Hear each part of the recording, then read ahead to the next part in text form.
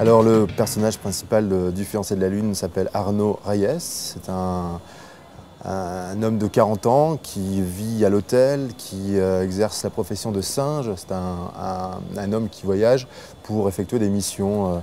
Il va couper des branches dans des parcs avec des arbres énormes, il va laver des vitres à Kuala Lumpur, mais qui recherche sans doute quelque chose qu'il n'a jamais eu, c'est-à-dire l'amour.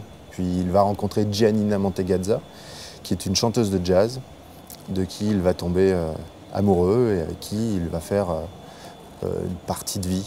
Il y a aussi une histoire par rapport à son propre père qui, le jour de ses 40 ans, enfin je ne vais pas dévoiler l'histoire, mais il s'est passé quelque chose de très important. Donc c'est vrai qu'il y a des bouleversements dans sa vie et peut-être que c'est aussi le moment pour lui d'accueillir l'amour pour la première fois. Je suis papa depuis 4 ans et je m'interroge beaucoup sur ce qu'on laisse à nos enfants, à quel point nos gestes, nos mots, nos actes influencent la propre vie de nos enfants. Et c'est la question que je me suis posée en écrivant ce livre.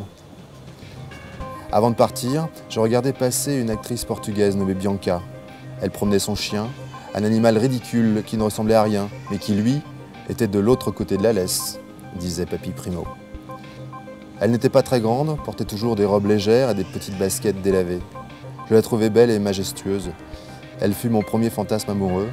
Je lui dois mes premiers émois, la découverte de mon corps. Mon grand-père en parlait comme d'une œuvre d'art. Le soir, nous lui inventions une vie. Alors, qu'a fait Bianca aujourd'hui? Elle a tourné un film avec Marlon Brando, je disais. Papy créait la suite. Et au niveau de la littérature, je crois que mon modèle, si j'en ai un, c'est Yves Simon. Je crois que ma culture, c'est le cinéma. Je mets toujours un petit peu de musique dans ce que j'écris pour créer des ambiances qui se rapprochent des ambiances de cinéma. Le Fiancé de la Lune existe.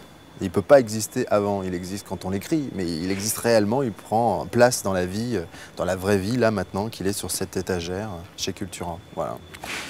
C'est un vrai beau moment.